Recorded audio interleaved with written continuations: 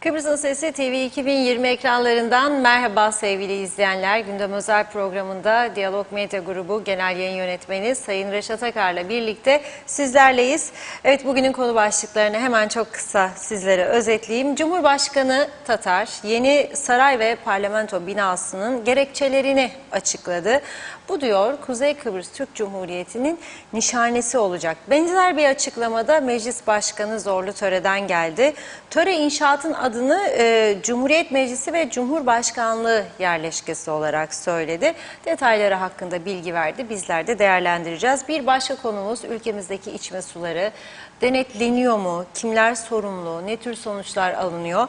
Detayları ile birlikte sizlerle paylaşacağız. Son olarak da Güney Kıbrıs'ta ev kiralarının pahalı olması sebebiyle üniversite öğrencisi bazı Rumların kuzeyde ikamet ettiği iddiası var. Yine ayrıntılarıyla konuşacağız. Hepsi ve daha fazlasıyla sizlerle birlikteyiz. Reşat Bey merhaba. Merhabalar Funda Hanım. Herkese hayırlı günler dileyerek başlayalım. Şimdi tabii ki gündemde kimine göre külliye, kimine göre yerleşke, yani farklı isimler kullanılıyor. Ama işin özünde yeni Cumhurbaşkanlığı Sarayı ve parlamento binasının yer alacağı bir yatırım olarak özetleyebiliriz. Ağırlıklı olarak Cumhurbaşkanlığı Sarayı ve yeni parlamento binası görüyorsunuz. Bazı kişilerin paylaştığı proje maketi böyle işte ekranlara geldi. Şimdi daha bu konuyu çok tartışacak gibiyiz ama dikkat edilirse, daha doğrusu dikkat çekici bir durum var. Muhalefet kanadı sadece bir gün inşaat alanında inşaat alanının tellenip temizliğin yapıldığı gün bir ses verdi. Biraz kısa süreli bir eylem yapıldı. Ondan sonra muhalefet geri çekildi. Muhalefetten bir ses yok. Fakat iktidar partisi, özellikle de UPP'liler, bakanlar ve bazı onların çevresi çok ciddi bir şekilde projeyi eleştirenlere karşı saldırıya geçti. Bunlar diyorlar ana vatanı istemeyenlerdir. Bunlar zaten suya da karşı çıktıydı. Bunlar paraya da karşı çıktıydı. Bunlar ne bileyim işte pandemi hastanesine karşı çıktıydı. Bunlar Türkiye'yi istemeyenler, sadece maaşını isteyenlerdir. Falan filan mesele bir anda ana vatan, yavru vatan meselesine ve vatan millet Sakarya meselesine dönüştürüldü. Şimdi bazı insanlar var, iş yapar, ne sesi çıkar ne soluğu çıkar. Ben öyle yeni zenginler tanımaya başladım. Hayatımda ne Facebook'ta gördüm onları, ne başka sosyal medya paylaşımda, ne orada ne burada. Sessiz bazı yerlerde, köşelerde otururlar ama çok güzel iş yaparlar, çok güzel para kazanırlar ve iyi bir seviyeye geldiler diye duyarım. O başarılı adamın kendini illa öne çıkarma ihtiyacı yoktur. Kimler kendini öne çıkarır daha çok? Memlekette hastaneler çökmüş. Bugün bakıyorum Mausa'dan, Mehmetçik'ten bir telefon. 52 yaşında adam dün gidiyor hastaneye, Gazi Mausa Hastanesi'ne.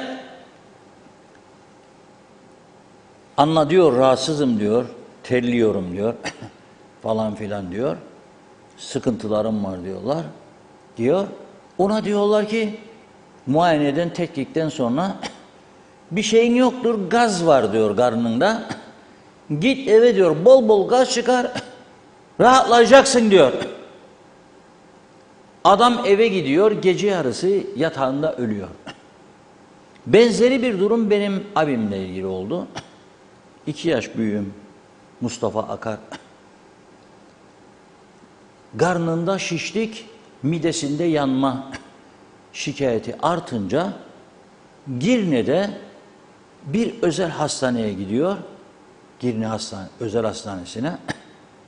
Oğlu oraya götürüyor kendisini. Gece o sırada da bir Milli maç var, onu seyrederlermiş evde. Ve oradaki doktor arkadaş, ben ona doktor demiyorum tabii, kim ne derse desin. Ben ona doktor demiyorum. Onun gibilere doktor demiyorum. İstedikleri kadar şikayet etsinler. Manastırlar çökse de gitsinler, manastırın önünde şikayet etsinler. Bakıyor, muayene ediyor, bir şeyin yok diyor ama bir diyor, ekonu, elektronu çekelim falan neyse. Bakalım kalbine ki rahatlayasın sen de biz de. Çekiyorlar, parasını da alıyor tabii, yazıyor onu ekstradan. Diyor ki, bak diyor, hiçbir şeyin yoktur diyor. Git evine maçını seyret diyor. Gidiyor, 1 saat sonra ölüyor benim kardeşim. 1 saat sonra ölüyor. Sonuna kadar peşlerinden koşacağım. Nefesimin yettiği kadar o hastanedeki o doktoru da hastane yönetiminde rahat ettirmeyeceğim. Bu kadar basit insana. Tabii onlar şimdi yemeye içmeye devam, her gece bir yerlerde falan filan o para kazanmaya devam. Doktor sıfatıyla. Şimdi ben hastanede doktor istiyorum. Yoktur.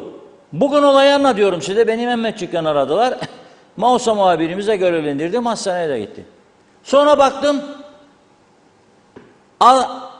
Akçay muhtarı profil resmini karartmış.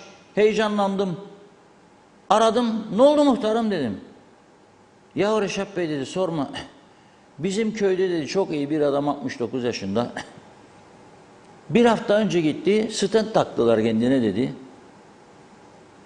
O da dedi, bugün öldü dedi. Kalbine stent takmışlar, öldü. Şimdi 2 çeşit insan profili vardır. Biri bunları görür ve der, biz Atatürk ne demişti? Beni Türk doktorlarına emanet edin. İşte ben de Kıbrıs Türk doktorlarına emanet ettim kendimi. Hastanelerimiz, doktorlarımız çok iyi. Maşallah maşallah falan. Memnun olan da var. Mesela diyalize giden benim tanıdığım Ali Bey var. Bana her gün der, Allah razı olsun. Hem doktordan hem hemşirelerden ne güzel bakarlar bana diyor. O ayrı mesele. O bölümde öyle denk gelmiştir. Bazı bölümlerde iyi olabilir. Ama uzman doktor eksiğimiz var. 15 bin lira, 17 bin lira, 20 bin lira uzman doktor bulamazsınız diye ben yıllardır buradan çağrı yapıyorum. Ama öyle bir yasa geçirmişler, öyle bir kararlar almışlar. Hastaneye doktor arıyorlar, 15-20 bin. Ama bir taraftan rozet var, gel seni kalem müdürü yapayım, 45 bin. Senin sistemin başından çürük be kardeşim zaten. Dünyanın her ülkesinde en fazla maaşı, en fazla geliri, parayı doktorlar kazanıyor. Ve bir daha iyi avukatlar. Hele bu boşanma davacıkları var ya, girmeyeceğim ona, avukatlar üzülmesinler. Hesap ederler. Kaç paradır oturduğumuz ev? Söyle bakayım kaç? Bu evin değeri 200 bin sterlin der. Öyle mi? Evet. Bir de daire vardır, o kaç para? 50 daha 250 araba falan. Evi kullanırım, arabayı da kullanırım. Ayrılırsam zaten daire kalacak bana, ev gidecek ona. Diyor ama bu diyor totalle diyor 500 bin diyor, %10 diyor, 50 bin sterlin de bana verecek. Satacak bir şey yok. Evi veriyorsun hanıma, daireyi veriyorsun bana, arabayı da kullanıyorum zaten. Neyden bulacağım 50 bin lira vereyim sana beni boşuyorsun diye. Ama öyle değil diyor. Hadi %5 alayım 25 bin sterlin diyor. Yapma Mahmut Bey bana bunu Allah aşkına.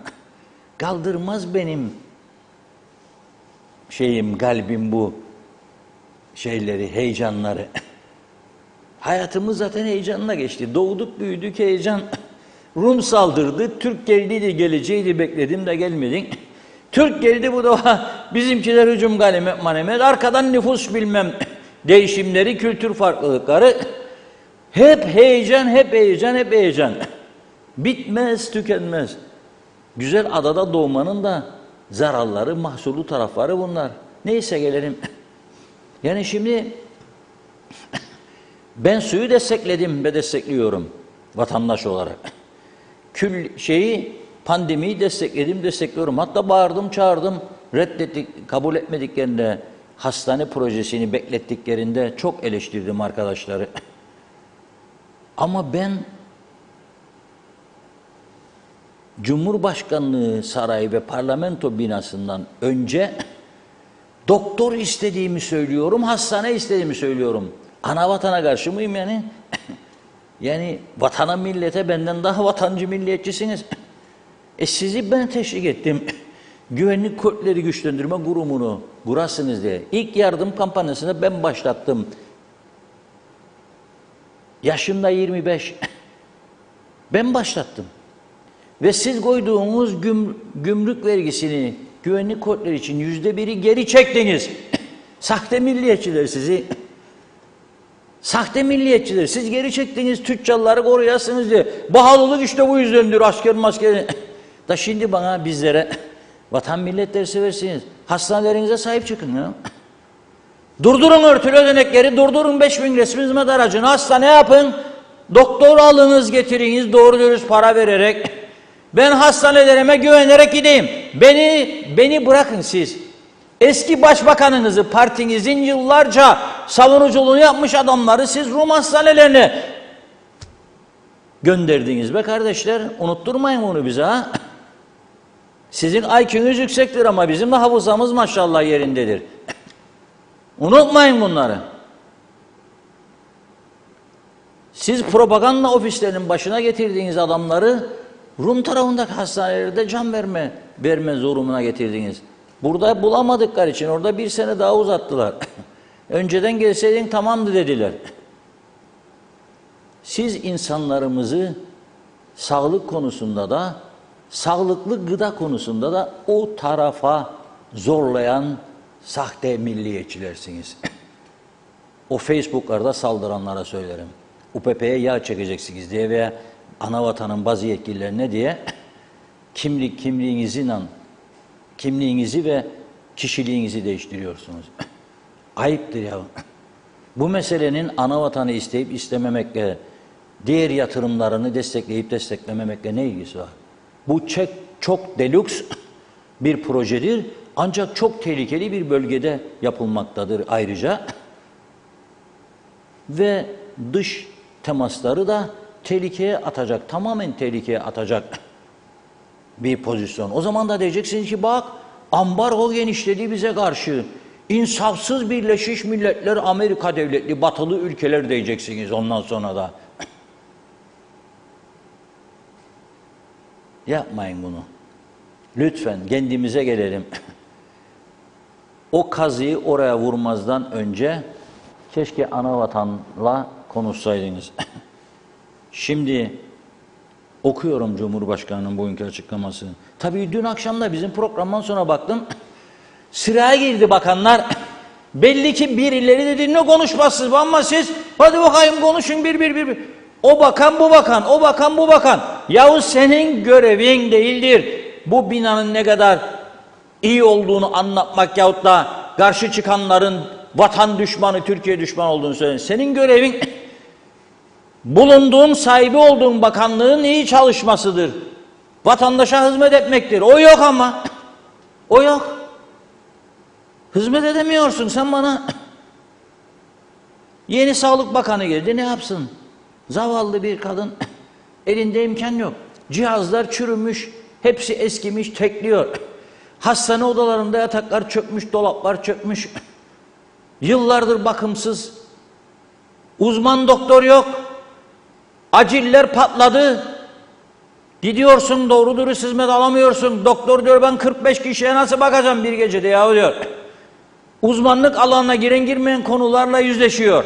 Uzmanını çağırıyor, gelemem şimdi diyor. İşim var diyor. Uzaktayım diyor, yemekteyim diyor, güneydeyim diyor. Deme hakkı da var tabii. Çünkü sen yeterli sayıda doktor bulundurmazsan, uzman bulundurmazsan sorumluluk sendedir. Planın yok, programın yok. Hiç tutar tarafın yok. Güzel yurt insanlarına söz verdiniz. Vallahi de billahi de vermeyecek dediniz güzel yurdu. Kandırdınız insanları. Ki günü geldiğinde vereceksiniz. Hastaneyi yarım bıraktınız orada. Fuhuş yuvasına döndü yarım inşaat. O yatırımlar da havaya gitmiş oldu. Bitirin hastaneyi. Kaynak yoktur. Mahkemeyi kapattılar, mahkeme binasını Lefke'de. 6 milyon parayı bulamadınız diye. Kapadılar mahkeme binasını. Lefke'de mahkeme binası yok. Tarihi mahkeme binası kapandı. Paranız yok diye. Götürüp oraya yatırım yapasınız da mahkeme binası kapanmasın. Hala daha kapalıdır Lefke Mahkemesi.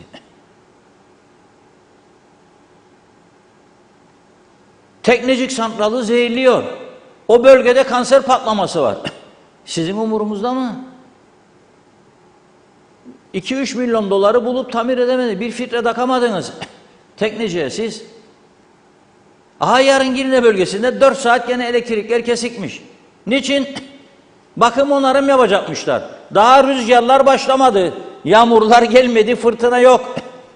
Bir de onlar başlayınca ne olacak bu teknecik acaba? Siz açıkladınız daha bir hafta önce bütün jeneratörleri yarı yarıya eskimiştir, yarı yarıya değer kaybetmiştir, üretim azalmıştır diye. Sürdürülemez bir yapı var dediniz. Onu mu adam edeydiniz? Jeneratör, gaz tribünü falan getirip kuraydınız. O da yok. Yollar çöktü her taraf. Doktor Fazıl Küçük bulvarı vardır. Bakın. Ey vatan milletçiler, size söylerim. Sizin umurunuzda bile olmaz. Her sene 20 Temmuz ve 15 Kasım öncesi ve 29 Ekim öncesi bizik buradan çağrı yapan belediyeye ve diğer yetkililere en azından törenden bir gün 2 gün önce o yolun silinen çizgilerinin boyanmasını sağlıyoruz. Duyuyorsunuz değil mi bunu? Sizin ağzınızdan tek kelime çıktığını görmedim. 2 gün 3 gün kala 20 Temmuz 17 Temmuz'da buradan yapılan çağrılar sonrasında boyandı 18'inde ve o kırık dökük yerde gördüğünüz trafik şeycikleri bizim çağrımızdan sonra yenilendi belediye tarafından. Yenisini de bulursa arkadaşlar getirecek. Ama bir uyarı daha yapıyorum şimdi 15 Kasım'a az kaldı. 1,5 ay. 29 Ekim'e 1 ayda kalmadı. Tanklar geçerken risk altındadır oradan biliyorsunuz değil mi? Yolun büyük bölümü çatlaktır ve toprak hizasına gelmiştir. Assak kalmadı artık. Tankları kaldırmayacak geçerken törende ciddi bir sakıncalı durum ortaya çıkacak. Tam rezil olacaksınız. Bakın yollarınızı onarın bir an önce. Bakın güçlendirin. Çünkü bütün dünya sizi izler oradan tanklar geçerken o törenleri izler. F-16'lar geçerken izlerler. Ama yol toprakla birleşti, kağıt oldu, asfalt. Birçok yerde de çökmeler vardır. Onları yapmıyorsunuz. Siz ilk defa son yıllarda 2 yıldır tam orta refüjlerdeki Lefkoşa, Girne turizm bölgesi ana yolundaki orta refüjlerdeki otları bile temizlemediniz bize. Ağaç oldu birçok yerde. Trafik ikaz işaretleri kapandı. Radarlar görünmez oldu. Onları bile temizleyemediniz. Daha kurumsallaşmaymış, dünya görsünmüş. O binayı görerek yoksa o binanın önünden geçtikten sonraki rezil manzarayı görerek mi bana değer verecek? Soruyorum, söyleyin. Hangi yolumuzda hayır var? Kapkaranlık bir yere geliyorsun. Söyledim işte 1 hafta önce. Larnaka'dan Lefkoşa'ya, Avrupa her taraf aydınlık 3 şerit. Metehan kapısından bu yanı Afrika'dan da beter. Uganda'dan da beter. Kapkaranlık. Siz bu taraftan bu konuyu başka yerlere çekmeye çalışıyorsunuz. Ben oraya bayraklarına gidenler falan beni ilgilendirmez o. Zaten onlar da göstermelik yaptı diye düşünüyorum. Yarım saatlik bir elem 45 dakika kendi kendilerine çaldılar, oynadılar, gittiler. Dün çalışmalar orada tüm hızıyla devam ediyordu. Bugün de. Onlar da çekildi geri. Şimdi geleceğim soruyorlar bazıları. Hatta töre bugün mesaj yolladı kendilerine. Ne dedi bilir misiniz? Bugün dedi karşı çıkanlar yarın Yüce Meclisimizin yeni binasında görev yapacaklarını göreceğiz diyor. Karşı çıkanları görecekmiş. İşte mesela burada bu nokta çok önemlidir. Kudret Özersay dedi ki ben Sine-i Millet'e dönüyorum. CTP dönmedi. Şimdi de karşı çıkarım dedi buna. Hakikaten ben de merak ederim. Bu karşı çıktığı binanın içine gidecek miler, gitmeyecek miler? Merak ediyorum. Tufan Hoca'yı da aradım program öncesinde uygunsa bağlansın diye. Cevap alamadım telefonuma. Herhalde MYK parti meclisi toplantısı veya başka bir sorunu vardı. İsterse bağlanabilir.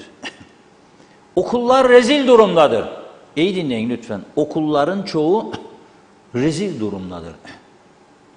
Bugün Amerika'da görev yapmış, çok değer verdiğim bir bayanın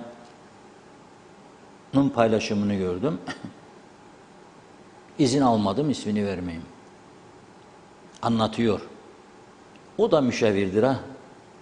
Amerika'da olan birçok yerde büyükelçilik yapmış, çok değerli, iyi yetişmiş, lisan falan mükemmel.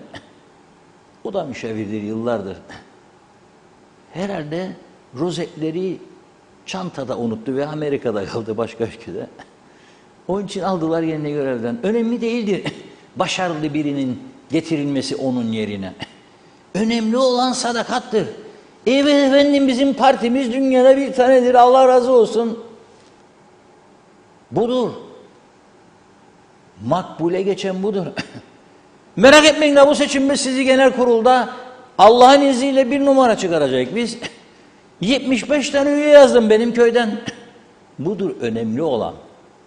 Neyse diyor ki o bayan, kızımı diyor okula yazdırdığım zaman Amerika Birleşik Devletleri'nde, tabi orası çok geri kalmış bir ülkedir, bizden öğrenecekleri çok şey vardır.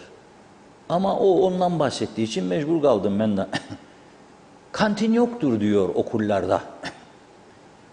Öğretmenler diyor yazıcık yollarlar, kağıtçık, derler ki ailelere çocuğumuz sırt çantasında karnını doyurabilir. Tam gün eğitimdir ha. Yani bizim sendikalarda asınzır değil. Hep sarıldılar böyle kantincik yokmuş. Öğlen yesinler de ne yiyecekmiş zavallı çocuklar da onun içinmiş tam güne geçilemezmiş. Onlar da bizi 30 yıldır böyle avuduyorlar. İki taraf da tamam değil. İşin gerçeği bu. Neyse diyor ki yazarlar diyor sandviçini veya kekini veya meyvesini ne koyabileceklerini yazarlar diyor. Evde diyor hazırlar anne baba temiz ve sağlıklı bir şekilde kendi yiyeceğini kendisi götürür onu yer. Şimdi bizde diyor bakıyorum diyor çoğu insan şikayetçi kantindeki fiyatlardan. İyi dinleyin lütfen kantindeki fiyatlardan şikayetçi. Anne diyor benim arkadaşım bugün yedi diyor hamburgeri diyor. Verdi diyor 100 lirayı 150 lirayı. Benim siz bana 20 lira verdiniz diyor. Ben karnımı bastırdım. Ya daha çok bastıracaksın. Peki hamburger faydalı mı değil mi o çocuğa yesin? Diyabet patlaması vardır Kuzey Kıbrıs Türk Cumhuriyeti'nde. Ey ülke yönettiğini iddia eden arkadaşlar. Ey devlet yönettiğini iddia edenler. Haberiniz var mı bundan? Hiç bilgi alıyor musunuz? Diyabet patlaması var. Hambur humbur yemelerden. Ne yiyecek canım yorulduk bugün dairede. Çağır gelsin lahmacun. Lahmacun diyor geliyor. Ne yiyecek? Çağır gelsin tavuk dolma. Çağır gelsin tavuk şiş. Ya koy tencereye kaynasın makarna bulli. Sonra çocuğunu Türkiye'ye doktorlara götürenler var. Memeler büyüyor diye açık konuşayım, göğüsleri demeyeceğim. Doğrusu meme ise memem. Çocuğun, erkek çocuğun memeler kız memesi haline, şekline gelmiş. Anne heyecandan ölüyor, götürüyor. Ne dedi sana diyorum döndüğünde? Doktor diyor görür görmez soydu çocuğu diyor. Dedi ki kendine diyor, sen diyor tavuk yiyorsun çok diyor. Evet diyor. Ne kadar sıklıkla diyor. Anne diyor her gece doktorum diyor.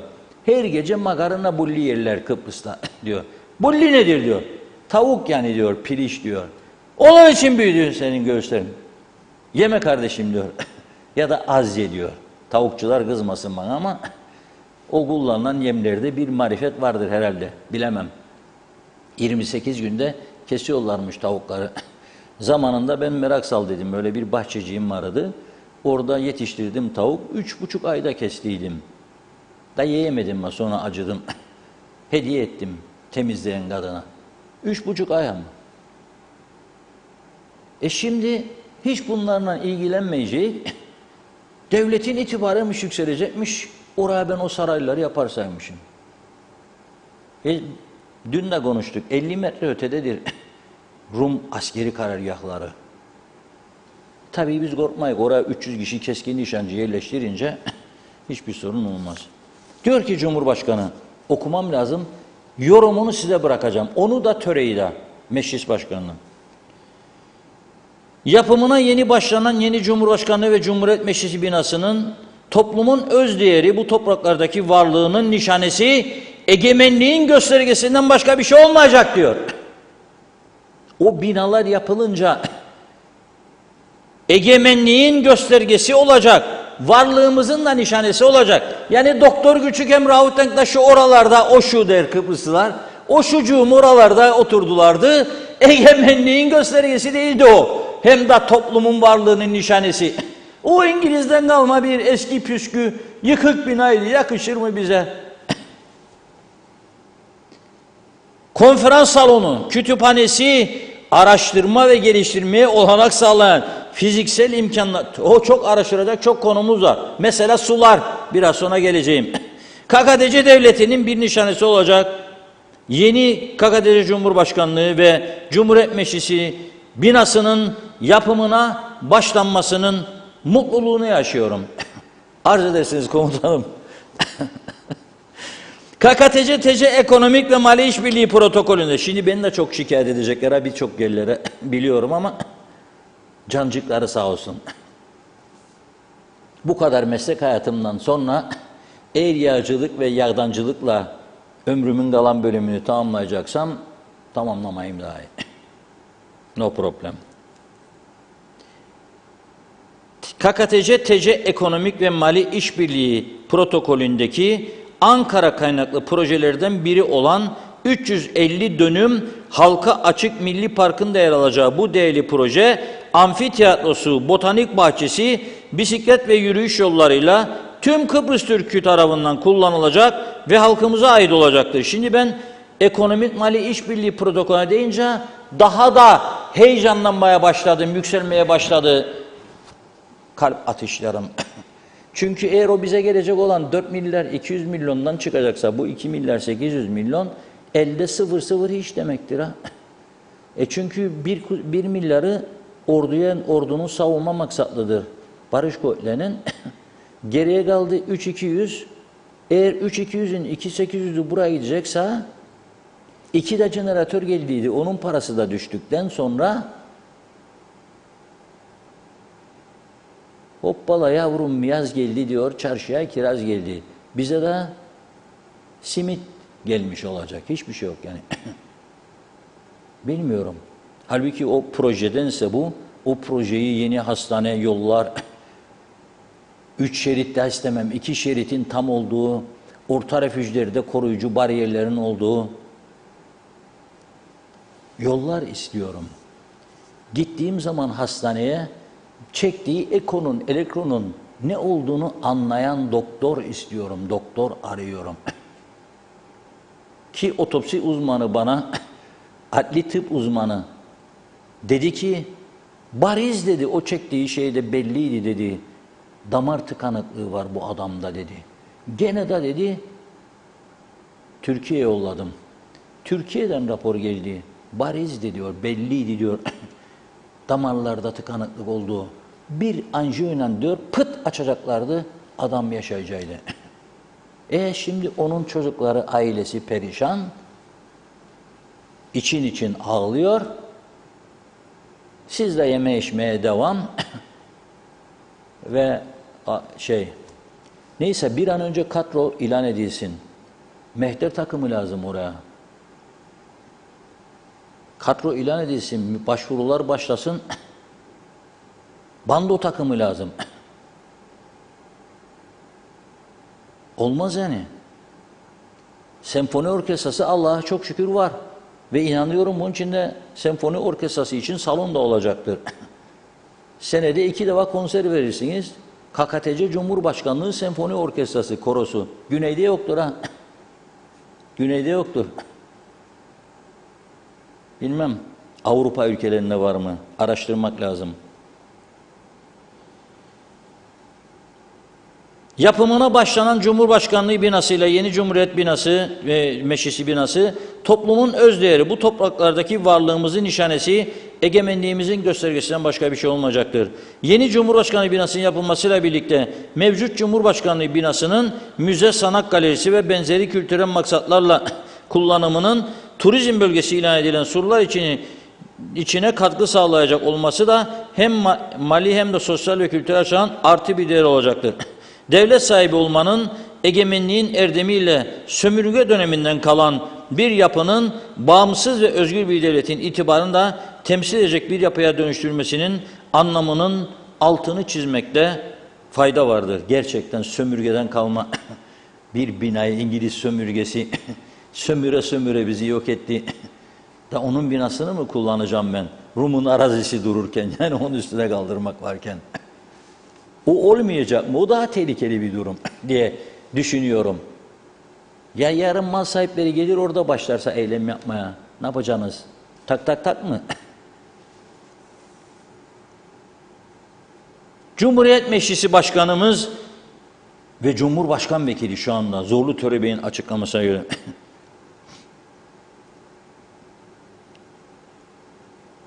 Cumhuriyet Meclisi ve Cumhurbaşkanlığı yerleşkesi projesi ile ilgili açıklamada Cumhurbaşkanlığı ve Cumhuriyet Meclisi yerleşkesi ile Millet Bahçesi projelerinin hayata geçirilecek olmasını sevinçle karşılıyoruz. Devletin kurumsal yapısının çağdaşlaşmasına katkı sağlayarak çok önemli 2 eser ülkeye kazandırılacaktır diyor. Mevcut şekliyle kullanılmakta olan Cumhurbaşkanlığı ve Cumhuriyet Meclisi binalarının ihtiyaçları karşılayamayacağının herkes tarafından bilindiğine dikkat çekerek şöyle dedi diyor. Bu bağlamda söz konusu proje yıllardır dile getirilmekte ama bir türlü hayata geçirilmemektedir. Şu anda inşasına başlanması için gerekli çalışmalar sürdürülmekte olan Cumhurbaşkanı Cumhuriyet Meclisi binaları doğal dokuya zarar vermeden ve yeşil alanlar korunarak hayata geçirilecektir. Yerleşke halka açık bir şekilde amfiteyatro, cami, bisiklet yolları, yürüyüş yolları, çocuk oyun alanları, spor alanları, piknik alanları gibi birçok sosyal alanı içerisinde barındıracaktır. Devletimizin itibarına yakışan bu projeyi halkımızla buluşturmak için hiçbir masraftan kaçınmayan ana vatanımıza teşekkür ediyoruz. Ana vatanı karıştırmayın. Siz istediğiniz diye yapıyor bunu. Sizden gitti Sayın Cumhurbaşkanım. Yüce tensiplerinizi arz ederiz. Biz bir ülkemizde istiyoruz görsün bu Rumlar titresin ve bütün dünya ki biz buradayız. İstiyoruz bir Cumhuriyet Meclisi binası. Sen bana 9 tane yasa geçirdin yan haberi var. Sen 4 aydır tatilde olmandan haberi ver. 4 aydır tatildesiniz ve maaş alıyorsunuz. Ama siz gidiyorsunuz ayrı mesele. Kabuller mabuller. Bisiklet Federasyonu geliyor, gidiyor Pimpon Federasyonu geliyor. Bu meclisin yüce görevleri arasında olan konulardan bahsediyorum. Bugüne kadar Anavatan'ın desteğiyle Kuzey Kıbrıs Türk Cumhuriyeti hayata geçiren tüm projelere, kalkınma hareketlerine, Doğu Akdeniz Üniversitesi'ne ve Asrın Su Projesi'ne, Yeni Ercan Havaalanı'na, şehir hastanelerine, otoyollarına ve daha birçok çağdaşlaşma yolunda atılan adımlara karşı çıkanların şimdiden modern 2 eserin hayata geçirilmesine karşı çıktıklarını kaydeden töre şöyle dedi diyor. Bugün diyor buna karşı çıkanların yarın Yüce Meclisimizin yeni binasına görev yapacaklarını göreceğiz. İşte burada topu atıyor Cıtıpı'nın kucağına. Bakalım Cıtıpı'dan net cevap gelecek. Gideceğiniz mi oraya, gitmeyeceğiniz mi? Gidecek misiniz, gitmeyecek misiniz? Gideceksin mi, gitmeyeceksin mi? Budur mühim mesele. Yoksa oraya 200 kişiyle gidip bayraklar elde yaptırmacak ettirmeyecek. Evet, 1 saat. Olmaz tabii o da olmaz. Ben hiçbir şeye teşvik etmiyorum insanlara. Ama ben konuştuğum, görüştüğüm çoğu milliyetçi olan insanların çok tepkili ve öfkeli olduğunu görüyorum. 3-5 kişi istisnalar gayreyi bozmaz. İhale bekleyenler, başka şeyler bekleyenler tabii ki çok güzel kutluyoruz efendim, hayırlı uğurlu olsun vatanımıza, milletimize diyebilirler. Ama ben diyorum, benim önceliklerim başka. Yahu 3G diye bir karagözlük var şu anda. Telefonlar çalışmıyor be biraderler. Turist istersiniz de turistmiş gelecekmiş de falan. Yalan dolan. Turist geldiğinde telefonu çekmiyor. Ailesine bir mesaj atamıyor. I am in Cyprus, I am happy to visit Northern Cyprus diyecek. Onu bile yaptırmazsınız, gene çekmez be kardeşim, çekmez. Bir telefonu kaldırdığınız rafların üstüne 5G'ye geçeceydiniz, 4.5G'ye gandırdınız bizi. Ercan Havaalanı kaç yıldır bitmiyor? Gandırdınız bizi. Kaç yıldır bitmiyor? Gerekli vergileri de toplayamadınız.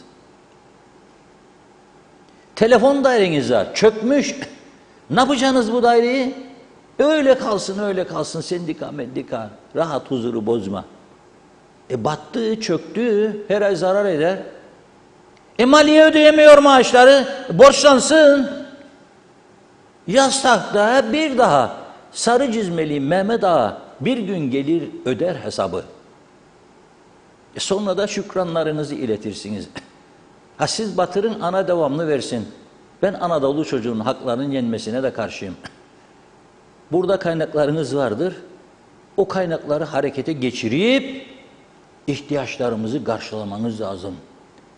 Ondan sonra imkan varsa da çatır çatır ödeyip parasını hakiki Türk koçanının üstüne yapardınız binayı. Ama benim görüşüm sizin gibi değildir bir vatandaş olarak. Ben 50 kişilik parlamento binasının çok olduğunu düşünen biraz IQ'su düşük bir insanım. 30 kişinin çok bile geleceğine inanırım. Ne sekreter ne makam odası falan gereksiz bulurum. Milletvekillerinin bakan olmasına da şiddetle karşıyım. Ve bu ülkenin bugün sürünür duruma gelmesinin ana sebeplerinin başında milletvekillerine bakanlık yolunun açık olması ve bakanlık yapamayacağı, bırak bakanlık, müdürlük yapamayacak durumda olan birçok insanın bakan diye gelip geçmesinden dolayı bu küçücük ülkenin çöktüğünü, batırıldığını, kültür yozlaşmasına dönüştüğünü, insanların gruplara ayrıldığını ve her milletin önünde rezil kepaze olduğumuzu düşünenlerdenim. Kusura bakmayın, sahte milliyetçilik numaraları bir yere kadardır. Bir yere kadardır. Varsa övünülecek bir hizmetiniz, koyun önüme göreyim. Varsa bir tane bunu yaptım bu memleket için deyin, göreyim ben de. Ne yaptınız? Soruyorum. Ama yoktur gösterecek, gururlanacağınız. Sade bir ıstoganın arkasına saklandınız ki onda da sahte olduğumuzu düşünüyorum. Çünkü yaşadık bunu. Bankalar batırıldığında o zaman kooperatif bankaları da battıydı. PEAK mesela. Bazı çok şöven, milliyetçi, aşırı bütün vücudunu bayraklarla saran insanlar vardı. Tanıdığım isimlerini söylemeyeceğim. Ne zaman dediler ki Türkiye dedi bankaları ödeyeceğim ama dedi kooperatif bankalarını ödemeyeceğim dedi. Aman Allah'ım aman. Elimi alırım dedi, çarşafı dedi dikerim değneğin üstüne, yürürüm Letra Palas'a. Teslim olurum Rum'a dediler. En korkunç milliyetçiler ki Zorlu Bey'den, Ersin Bey'den çok daha milliyetçi insanlardı bunları söyleyenler. İsimler de bir tarafta yazılıdır arşiv kitabının. Mesele gelince o riyalyadır Rumlar. O riyalya diyor. Para, para, para. Ajda Pekkan'ın şarkısı gibi. Parole, parole, parole diyor. Ben onu para diye yorumlarım. Çıkarcıklarınıza bir dokunsun ya da koltucuktan sizi bir indirsinler. Desinler ki yeteri kadar çalıştınız, bir süre dinlenmeniz tavsiye edilir deseler size.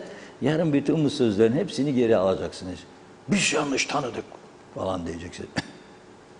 Evet, buyurun Funda Hanım. Evet. Uyuyorsunuz, farkındayım. Benim Bugün- sözlerim size ninni gibi geldi böyle. Olur Uyu mu yavrum öyle ninni, şey? uyutayım seni diye. Birkaç gündür bir böyle şarkı var. mesajlarda biraz aksamalar olabilir. İlginiz çok yoğun, çok teşekkür ediyoruz. Geç başladık ama olsun, elimden geldiğince gördüklerimin hepsini sizlere aktaracağım. İsmet Ezel, Gazi Mausa'da da 112 merkezi 2 senedir, 2 yıldır atılıyor. Nazime Nalbant, Reşat Bey, bir perşembe günü de İyi güzel haberler duyarız inşallah. Sizi çok severek izliyorum, duyduklarımı üzülüyorum. Sağlık çok önemli diyor. Celal Harun, elektrik faturanızı düşürmek, hatta sıfırlamak için güneş enerjisiyle kendi elektriğimizi üretim konusunda Kıbrıs Türk Elektrik Kurumu ne gibi çalışma yapmaktadır diye sormuş. Evet, Cengiz Genç, Yukarı Bostancı'dan selamlar, hayırlı yayınlar diliyor. Evet, Atakan Korer, bu saray konusunu kapatın demiş. Artık o iş için start verildi. Durmaz diyor. CHP'si gelse durmaz, yapılıp bitip hizmete girecek dedi. Mehmet İnancı, hoş vakitler. Hayırlı yayınlar olsun batmış batırılmış cennet adamıza. Sizlere de sağlıklı günler dilerim diyor. Mustafa Özcan da iyi yayınlar diye de. Alpay, erişken hastane yok, yol yok, okul yıkılıyor, elektrik sıkıntı, her şey darmadağın. Külliye isterler, yazıklar olsun. Külliye Rum arazisinde yapıyorsunuz diyor. Hem de evet, Erol Hasan Avustralya'dan bize selamlarını yolladı. Çok teşekkür ettik. Asaf Şenol, şimdiki meclis kafeteryasına borcu ödemeyenler yarın bu diyor binaların giderlerini nasıl karşılayacaklar? Hiç düşündüler mi? Oral Beyaz, evet, başın sağ olsun, Allah rahmet eylesin Reşat Bey, size de sabır versin. Bir doktorun böyle akla durgunluk veren hatalar yapması ve ölümünden olması olacak iş değil. Ciddi olarak sorgulanması ve de unutulmaması gereken bir mevzudur. Allah akıl fikir versin dedi. Gaye Kök iyi yayınlar diliyor. Atakan Korer, Kuzey Kıbrıs kuruluşuna nasıl elçilerini kaldırıp gidip odacıklara kapanıp ağladılarsa o sarayda o elcikler de havada olanların çocukları paşa paşa oturacaklar. O yüksek yaşam standartlarından vazgeçemezler. Gürdan Seren Güçlü, biliyorsunuz Kuzey'in babası da hoş vakitler, iyi yayınlar diliyor. Mazbata mağdurları, hükümet derhal istifa etmeli. İş adamlarımız birer birer mazbata yüzünden hapse atılıyor. Bülent Lider Mehmet Küçük, ülkemiz yerel siyasileri sizlere her ne söyler veya açıklarsa bunların tam tersini düşünecek ve anlayacaksınız. Çünkü doğruları ve gerçekleri söylemek, aktarmak yürek ister, akıl ister, adamlık ister, yiğitlik ister. Nokta. Mehmet İnancı, İngiltere'de bilim insanları açıkladı Reşat Bey. Hormonlu tavuklardan burada da genç erkek çocuklarının göğüslerinin büyüdüğü kanıtlanmıştır. Medya bunu geçmiş yıllarda yansıtmıştı. Elif Bağbaşı, konferans, fiziksel imkanlar, buna geleceğin yeni kalkanlı, hiç anlayamadım Elif Hanım mesajınızı. Sayar Eker, elektrik gemileri, direklere ihtiyaç yok, arabalara ihtiyaç kalmayacak, yollar çakıllanınca diyor. Çölleşen yurduma deve karavanı bayram yaratacak. Tarihi geriye döndüren yegane halk olduk maşallah. Cuda Benhur, güneş enerjisi panelli sokak lambaları tanesi 169 lira. Koskoca devlette bu para yoksa akıl da mı yok? Kurumsallaşmış şirketlerden yardım ve para desteği talep etsinler dedi. Canan Hasan, emret komutanım, kukla hükümetin başka çaresi mi var? Her şeye evet diyorlar, parayı veren de düdüğü çalıyor. Caner Sakallılar, bunlar hep hayalden başka bir şey değildir. Kıbrıs Türk'ü, Kıbrıs Cumhuriyeti 59-60 yıllarında kurulduğundan beri vardır ve var olacaktır. Barış Güzelay, bugünlerde havalimanına, deniz limanlarına giderseniz diyor, toplum olarak neredeyiz net görürsünüz. İçler acısı, yolcular, arabalar, inanılmaz kötü bir görüntü. Dünya bizi kıskanıyor. Mehmet İnancı, İsmet Ezel Başkan kuruyor bandoyu Sayın Akar demiş. Bandonun önünde bayrak açıp yürüyecek. Turhan Ömer Akbelen, gelen ay ülkeme temelli dönüş için eşimle birlikte Avustralya'dan geliyoruz. Oradaki her şeyin düzensizliğinden dolayı korktuğum için çok da huzursuzum. Köyüm Ozanköy'de kalacağım. Hele trafik ve sağlıkta olan yetersizlikler, elektrik ayrı bir sorun. Gerçekten hem korkuyorum hem huzursuzum düzensizlikler için. Fakat yaşım 73, ülkemi çok seviyorum Reşat Bey. Çok selamlar, iyi ki varsınız. Avustralya'dan selamlar. Nazime Nalbant, Reşat Bey çok doğru. Hangi yerimiz düzenli? Sadece yollar mı? Yerler mi tam olarak yapılıyor? Bozulan orada kalıyor. Kimsenin umru olmuyor, geçiyor. Ne durumda o yollar? Karanlıkta. Hiç mi görmediler? Görmezden mi geldiler? Hiç birileri çıkmayacak mı? Bir an evvel yapılsın, düzene koysalar diyor. Güzel Kıbrıs'ımı böyle görmek istemiyoruz. Senelerdir bu düzeni düzeltecekler yok mu? Soruyorum. Üzgünüm, kırgınım. Çok yazık. Dedi. Ulus Barani, hatırladığım kadar Türkiye elçiliğinin olduğu yer Türk mezarlığıydı. Bu mezarlık üzerine yapılan elçilik binası kimin tapulu malıdır demiş. Aytaç Bey, tüm milletvekilleri, bakanlar, müsteşarlar tam bir sene maaşlarını bağışlasalar ve tüm yollar ve tüm hastaneler onarılsa ve tüm zenginlerden, büyük şirketlerden doğru dürüst vergi alınsın, her şey düzelecek diyor. Saygılarımla demiş. Evet, İsmet Ezel sarayda ve Yüce Meclis'te camiye giden kaç kişi var diye sordu. Evet, Yücel Işıkgün'ün mesajı var. Asaf Şenol, şimdiki meclis kafeteryasına borcunu ödemeyenler yarın diyor binaların giderlerini nasıl karşılayacaklar? İsmet Ezel ne oldu 5G diye sormuş. Aynı zamanda bir de diyor ki borç yiğidin kamçısıdır. Cuda Benhur, Cumhurbaşkanımız kendi söyledi. Müjde verildiğinde yok istemiyorum mu diyeyim. Sonra sahiplenmek zorunda kaldılar. Mehmet İnancı, sahte milliyetçilik bizim ülkede milliyetçiliğe dönüktür. Ye babam ye demiş. Yücel Işıkgün, insanlar gruplara ganimetten dolayı ayrıştı diyor. Evet, bakıyorum. Sayar Eker, yeni meclise bir de lokmahane yapsınlar. Halkımıza bayramlarda lokma ikram etsinler. Para karadır, el yakar. Ömer Bozkara, vezirler, eğer bunlar gerçek milliyetçi olsa solcuları beklemeden o meclisi ve sarayı UBP'li, DP'li ve YDP'liler gider ve yanlış yapıyorsunuz derlerdi. İzzet Kahraman, benim atalarım mücadele etmediler. Biz Kıbrıs'ı Türk göç edelim diye 30 yaşında insanlar her gün Londra'ya geliyorlar. Şimdi sormak lazım, bana kim hizmet edecek? Kıbrıs'ta Türk kalmadı diyor. Oytun Andaş, hangi devletin cumhuriyetinde yaşıyoruz? Kıbrıs Cumhuriyeti mi? Türkiye Cumhuriyeti mi? Federe Türk Devleti. Zehra Cürcüoğlu, yapılacak olan Cumhurbaşkanlığı binası, meclis binası ve kompleksinin adını da tam isabet yerleşke koymuşlar. Adı üstünde sen çekil ben yerleşeyim, sana neler edeyim diyor. Evet, Mehmet Uluçay ile hayırlı yayınlar diledi. Bir iki mesaj okuyup ara verelim. Evet, Hüseyin Koltan, Diyalog TV 2020 ailesi iyi ki varsınız, dilinize sağlık demiş. Evet, Nazime Nalbant da çok üzgünüm, hayatlarını kaybedenlere Allah rahmet eylesin, ailelere sabır diliyor. Evet, zannediyorum tamamladım. Tabii başta giden çok mesajlar oldu. Çok teşekkür ediyoruz. Devam edeceğiz. Reşat Bey. Evet, çok teşekkür ediyoruz. Sağ olun. Tabii bir mesajla siz atladınız galiba onu. Gördüm de bayraklı böyle bir profil görünüyor. Ceketimin bol geldiğini yazıyor bana. Yani konuşma demek istiyor. İşte bu kültür çok müthiş bir kültürdür. Yani neyse ona uyacaksın, bir şey söylemeyeceksin, eleştirmeyeceksin. O zaman milliyetçi ve anavatancı olacaksın. Yazıklar olsun diyeyim, ne diyeyim. Yani şimdi durup da böyle tartışmaya girmem ben kimseyle bu konuda. Saygı duyan duyar fikirlere, duymayan duymaz. Ama öyle tehdit eden, ceket büyük yani alırsın mı ceketi demek istiyorsan. 40 yıldır ben bu mesleği yapıyorum. Nerelerden geçtim, nerelerden geldim. Bilen bilir. Neyse. Şimdi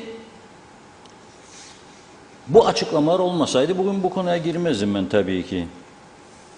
Çünkü herkes alan memnun, satan memnun derler. Yani parlamentonun içindekiler kenara çekildiğine göre bu iş olacak zaten başladıktan sonra. Ama hem Cumhurbaşkanı'ndan hem yardımcısından dün akşam arka arkaya 7 bakandan, Başbakan ve 7 bakandan açıklama geldikten sonra tabii ki gündeme, ama hepsinde dikkat ettiğim bir şey, siz Türkiye'nin her şeyine karşısınız. Türkiye'nin, yani muhalefete söylüyorlar bunu. Ya karıştırmayalım bu işi. Bu işin eğer doğrusunu öğrenmek istiyorsanız ödersiniz gezici şirketini ya başka bir şirketini, sorarsınız halka. 2000 kişilik bir kamuoyu araştırması çok sağlıklı bir sonuç verir. 2000 kişi çok sağlıklı. 570.000 arası %3-3,5 yanılma payı var. 2000'in üstü %1,5-2 yanılma payı var.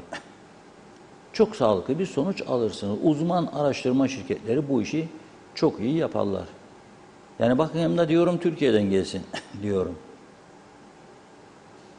Yani isterseniz buyursun gelsin, ödeyin parasını, yapsınlar. Cumhurbaşkanlığı yaptırabilir bunu mesela istersen. Şimdi benim burada topluma böyle bir bina yakışmaz diye bir değerlendirmem yok. Ben şu anda diyorum ki nasıl öteki insanlar 60'tan beri aynı binada görev yapıyorlar, rahatsızlık duymuyorlar. Aynı parlamento binasında görev yapıyorlar, rahatsızlık duymuyorlar. Ben neden?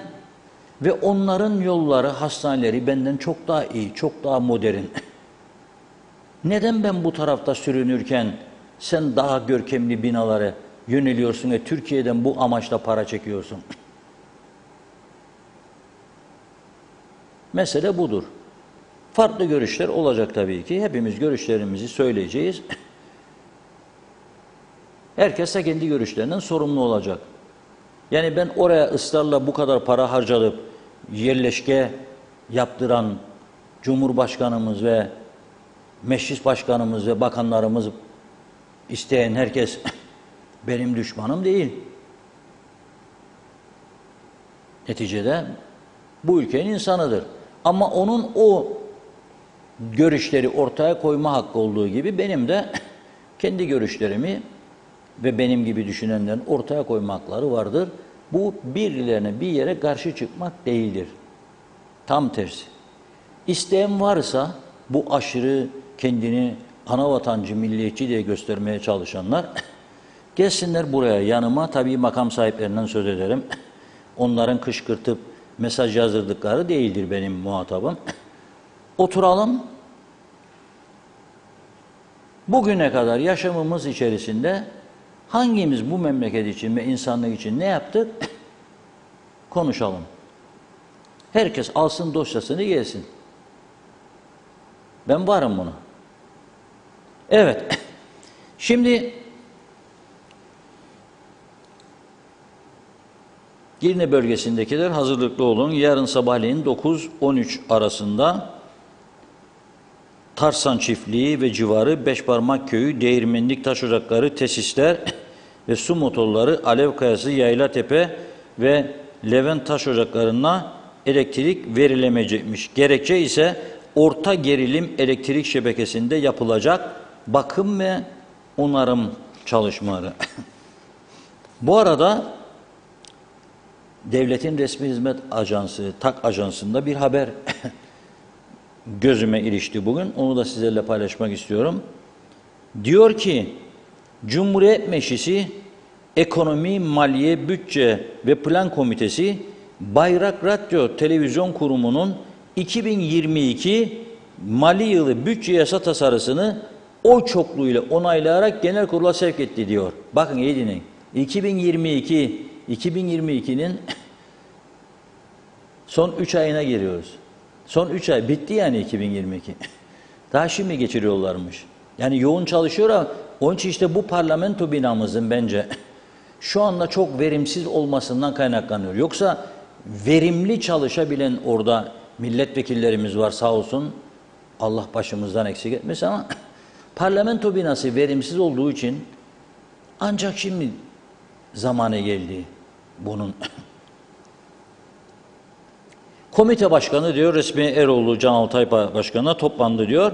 Komite toplantısına komite üyesi UP Milletvekili Hüseyin Çavuş ve Hasan Küçük, komite üyesi CTP Milletvekili Salahi Şahiner katıldı. Toplantıda ayrıca diyor CTP Milletvekili Devrim Barçın da yer aldı diyor.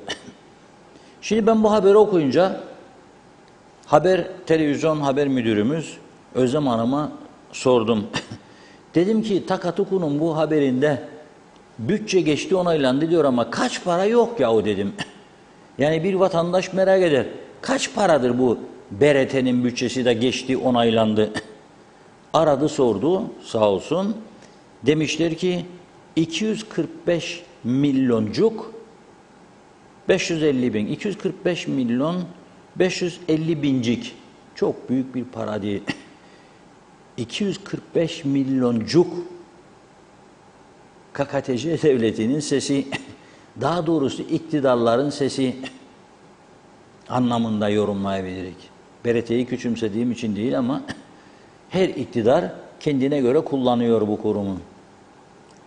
Dedim ki ya üzücü bir durum bizim için dedim.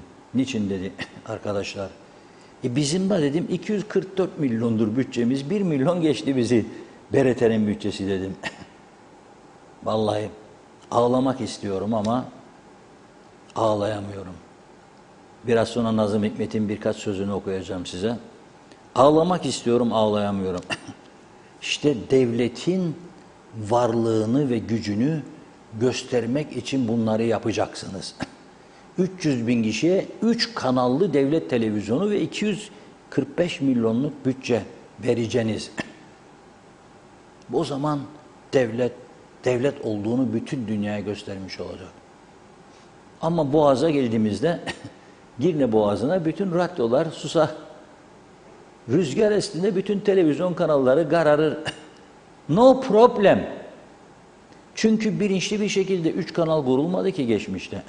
Yaparım vallahi billahi dedi birisi, geldi oraya. Bunlar da diyor aferin mi yap be Mahmut dedi. Yaptılar. 450 mi 550 mi kaç personel var bilmiyorum. Ama 245 milyoncuk çok bir para değil Kuzey Kıbrıs Türk Cumhuriyeti için. Elektrik santralına filtre 6 milyon dolar yok. Girne Alsancak yolu bitecek 60 milyon Türk iş yok. Dilekkaya köyü sakinleri bir oradan tarlasının kenarından geçermiş yol diye ara emri almışmış ve bir devlet onu durduramıyor. Devlet istimlak edemiyor o malı. Kan kusturuyor insanlara. Girne nüfusu patladı. Arıtma yapamıyorlar. 10-12 milyon dolar yok diye. Denize veriyorlar. Denizler de bizim. Kim hesap sorabilir bize? Denizlerle ilgili. Sorabilir mi birisi? Vallahi billahi soramaz. Neyse bence biraz şanslıyız. Erken tanımı olacak yeni yerleşke. Erken biterse. Çünkü her gün 50 tane Kıbrıs Rum öğrenci de bizim tarafa gelirmiş Metehan'dan. Geçerken görecekler bayraklar dalgalanıyor ve anlayacaklar ki işte burada bir devlet var ve artık vazgeçecekler. Egemenlik Kıbrıs Cumhuriyeti'ndedir demekten vazgeçecekler. Bugün Rum basında ilginç bir haber okudum. 50 Kıbrıs Rum öğrenci KKTC'de ikamet ediyormuş. Güney Kıbrıs'ta üniversite eğitimi gören 50 kadar Kıbrıs Rum öğrencinin güneyde ev kira bedellerinin yüksek olması sebebiyle KKTC'de kiraladıkları evlerde ikamet ettiklerini yazmış. Filadelfos ve diğer gazeteler, birçok gazete. Kuzeyde ev kiralamayı tercih eden Kıbrıs Rum öğrencilerle de konuşmuşlar. Habere göre komite toplantısında konuşan milletvekili Alekos Trifonidis, KKTC'de ev kiralayan Kıbrıs Rum öğrencilerin bazılarının evlerini ziyaret ettiğini ve tek odalı ev için 170, 2 odalı ev için ise 200-220 euro kira ödediklerini öğrendiğini söylemiş. Kendisinin Ayios Demedios yani Metehan diyor bölgesinde ikamet eden 4-5 Kıbrıs Rum öğrenciyle görüşmüş olmasına karşın aynı bölgede 50 kadar Kıbrıs öğrencinin kaldığı bilgisini edindiğini söyleyen Trifonidis, Güney Kıbrıs'ın dağlık köylerinden veya diğer kesimlerinden Lefkoşa'ya öğrenim görmek için gelen üniversite öğrencilerinin bu yöntemi seçtiklerini aktarmış. Komitede ayrıca özellikle Limassol bölgesinde kiraların 800 ile 1200 eurolara dayandığını, Ukrayna'daki savaş sebebiyle de öğrenci sayısında artış yaşanması yüzünden boş ev bulmanın imkansız hale geldiği, öğrencilerin aşamalı otellerde konaklamaları yönünde çalışmaların sürdüğü bilgileri de gündeme getirilmiş. Ah!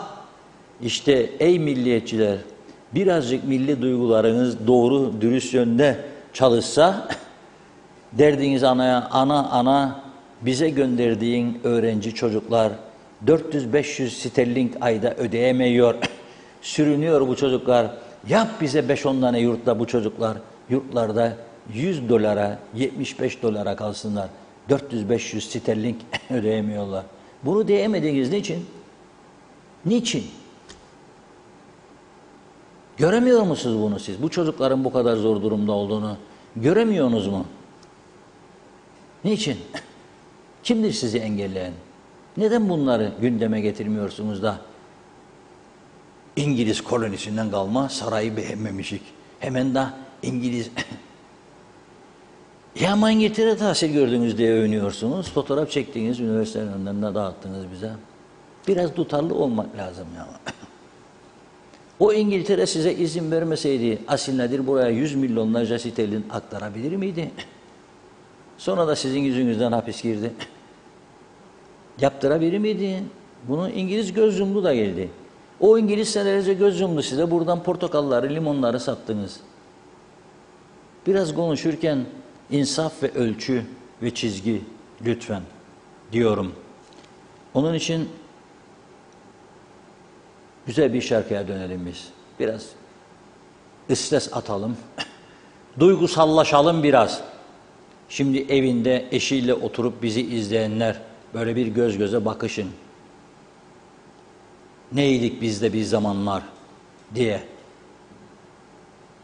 Güzel günleri düşünün. Şimdi biraz arada dırdır mırdır gerilim olsa da bu şarkıyla biraz eskiyi hatırlayıp o dırdırcıklardan duralım. Güzel şeyler düşünelim. Evet, geliyor müziğimiz.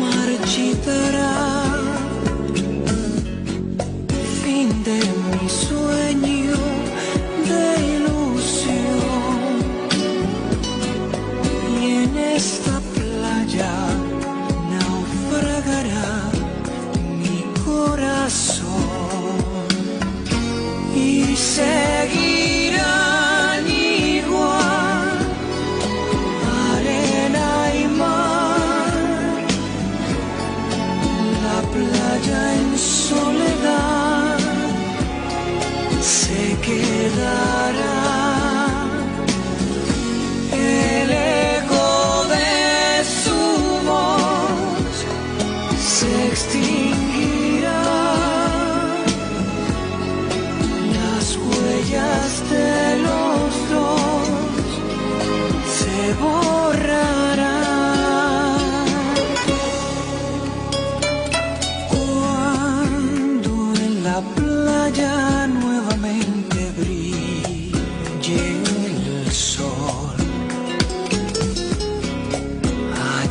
estaré y junto al mar recordaré, evocaré la inmensidad de nuestro amor que me brindó felicidad. Has de volver aquí en la playa, te esperaré, te esperaré.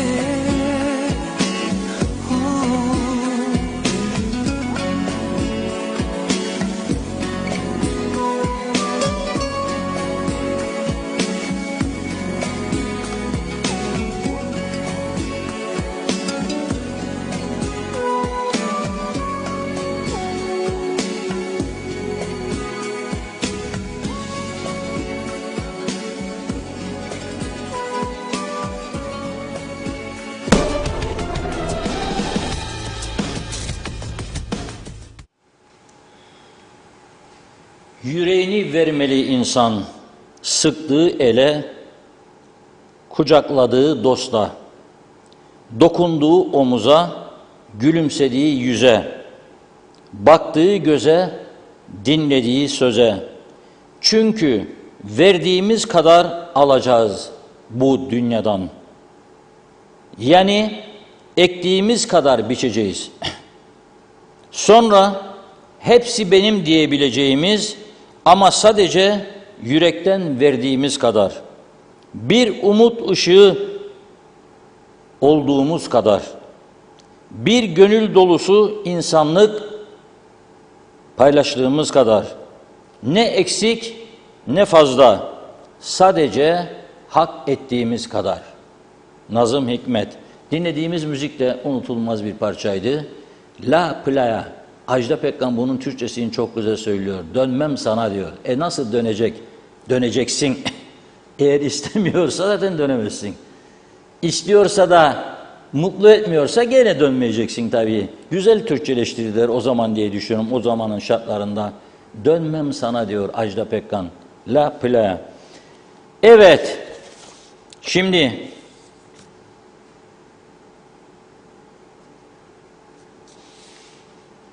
çok önemli bir konu var. Tabii bu arada Resmiye Hanım teşekkür ediyorum mesaj attı. Bize Ağustos'ta geldi diyor. Bütçe yok ki biz oyaladık diyor.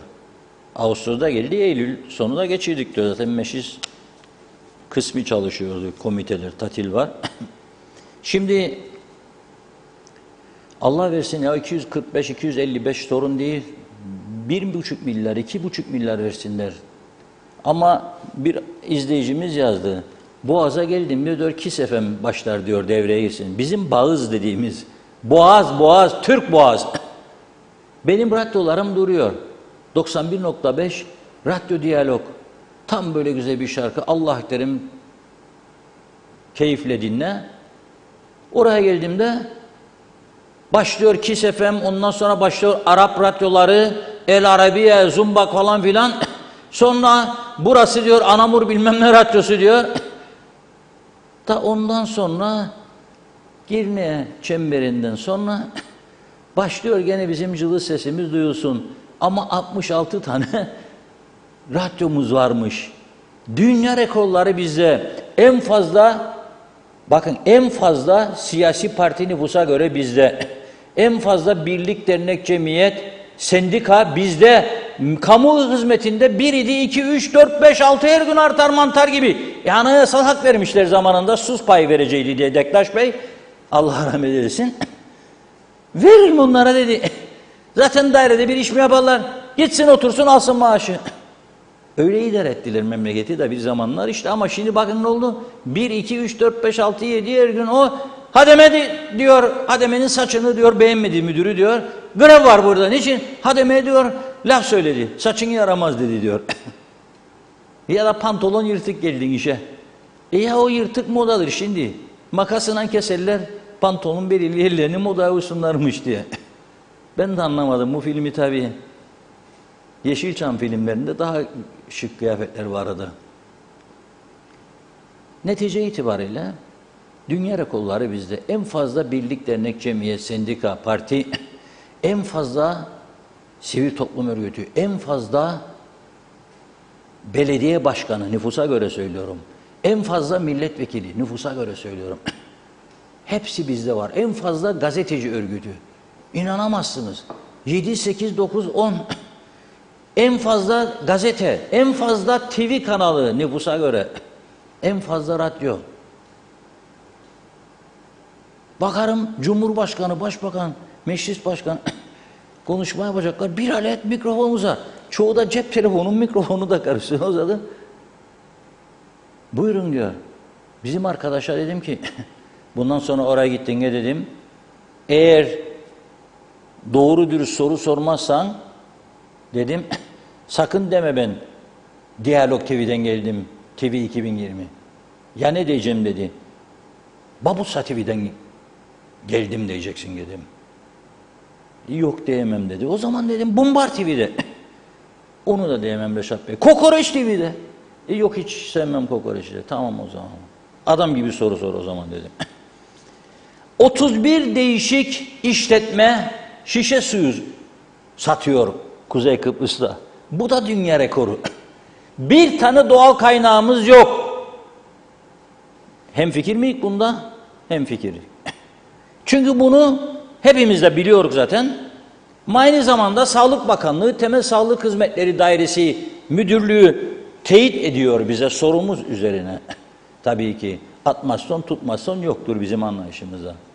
Rakamları da ondan alıyoruz. 31 işletme var diyor. Nedir bu suların içeriği diyorum. Çoğu kuyu suyu diyor veya şebeke suyu. Kaynak suyu hiç yoktur diyor. Güneyde soruyorum 4 tane varmış kaynak. Trodoslar onlar da biliyorsunuz. Yıl 365 gün sular şarıl şarıl akar. Akros suyu var mesela çok iyi. Bizim kendi kötüleyim diye söylemiyorum ha gücenmesinler. Ama kuyu suyu ne kadar faydalı. Neden bazı hastalıklarda artış var diye düşünürken aklıma geldi bu konu.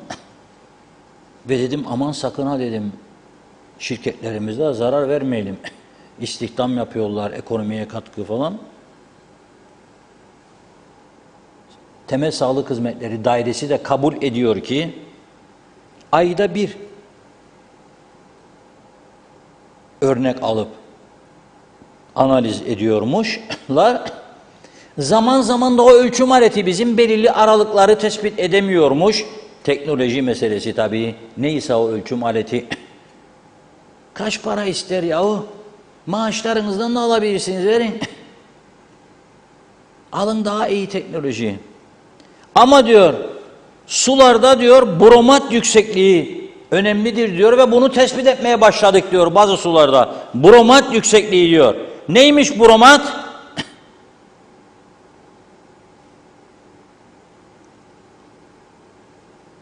Bromat neymiş?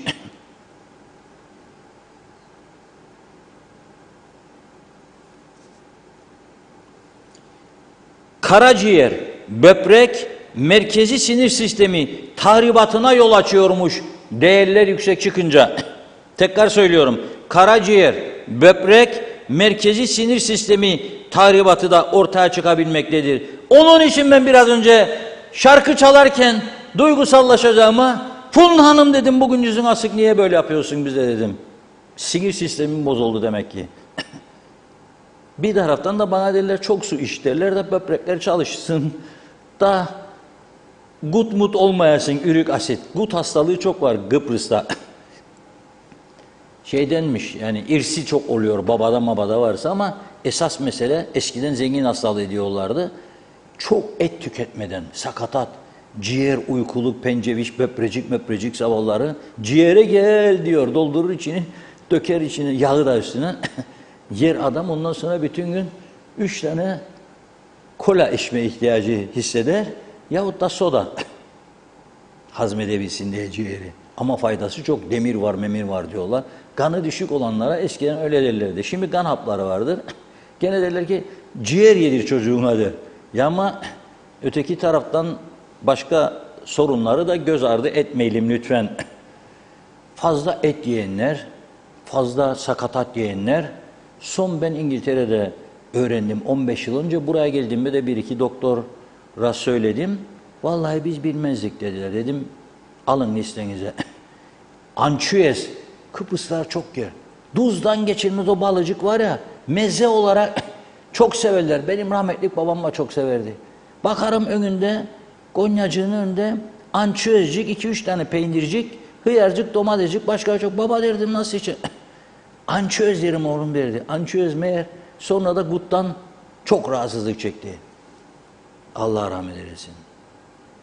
Gut. Sonra İngiltere'de Çinli doktor bana dedi ki bira dedi, içiyor musun? Tabii dedim. İngiltere'nin en beğendiğim tarafı paplar dedim. Bira, fıçı. Dedim akşama gidelim beraber istersen. Stella içerim ben dedim. Stella Artois. Güzel biradır. İçenler için söylüyorum. Tabii burada alkol reklamı yapmıyorum ama hemen bazı alkole karşı çıkanlar kara defteri almayın beni. Herkesin bir zevki vardır. Herkes istediğini yapabilir. Özgürce. Neyse. İçme sakın dedi. Niye dedim. Şimdi sana göstereceğim dedi bir video. Bilgisayarında açtı gösterdi. Bizim doktorların da benzer şeyleri yapmasını diliyorum araştırıp da bazı konularda. Afrikalı çocukları gösterdi bana. Dedi ki bu çocukları görüyor musun? Açlık tehlikesi ve ölmek üzereler. Annelerin kucağında yarı ölmüş baygın. Birleşmiş Milletler yardım heyeti geliyor oraya. Açıyorlar Kızılay ilk yardım çantalarını. Açıyorlar şişeyi, döküyorlar bir kaşığa, çocuğun da ağzını salıyorlar ağzına. Bu dedi nedir biliyor musun dedi. No dedim, I don't understand this. Dedi ki bira mayası. Çünkü dedi aç çocuğa hemen gıda veremezsin dedi. Önce dedi bira mayası verirler ve toplamaya başlar çocuk birkaç saat sonra kendini yavaş yavaş. Sonra bir daha ondan sonra gıda. O kadar dedi azdırır dedi bu bira mayası. O gün bugün no beer, no Stella. Stop. Su çok faydalıymış böbreklere. İçeceğiniz ki falan filan. Özellikle bayanların diyorlar kemikleri daha incedir erkeklere nazaran.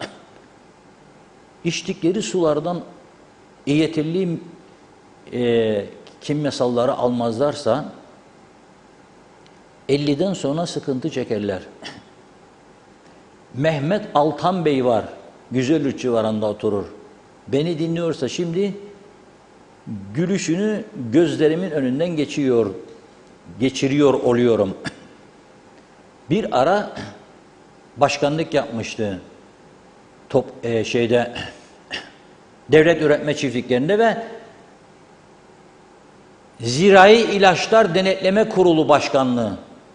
Övünmek gibi olmasın da o Zirai İlaçlar Denetleme Kurulu'nun oluşmasına en büyük katkıyı da biz yapmıştık zamanında.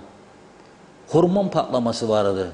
Berelex diye bir tablet. Şimdi enginarcılar duyunca bunu diyecekler. Bu adam nereden bilir bunu? Aldım. Faturasını aldım yasaklı sözde. Ve bir tablet, Alka-Seltzer gibi bir tableti atıyorsun 30-40 ton suyun içine, veriyorsun, sabah enginarın büyüdüğüne dair sesleri çat duyuyorsun. Ekonomiye katkıdır tabii bu, çok önemli. Neyse, Mehmet Altan Bey onun da başkanlığı yaptı. Bana dedi, Reşat Bey dedi, bir gün gelecek dedi, çok gitmez. Kadınlar dedi, yürümekte zorlanacaklar, ayak kemikleri dedi, kırılacak dedi. Niçin dedim, sular dedi, iyi değil dedi. İhtiyacı olan mineralleri alamazlar bu sulardan dedi. Aman Allah'ım dedim, bütün kadınlara söyleyeyim de vazgeçsinler, ne içsinler dedim. Yahu içsinler de suları iyileştirsinler demek istiyorum dedi. Ben de buradan ilgili makamlara söylüyorum, su üreticileri bana kızmasın. Hayat mebat meselesiyle ilgili konuşuyoruz. O bromat neyse dikkat edin. Çünkü diyor ki Temel Sağlık Hizmetleri Dairesi 6 yerel su firmasından alınan örnek analizlerin tümünde ambalajlanmış içme sularında bulunmaması gereken bromat bulduk diyor.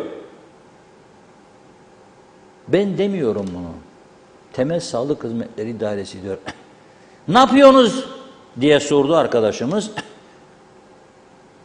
Özlem Hanım, ceza yazıyoruz demiş. Evet. Bu bromata dikkat.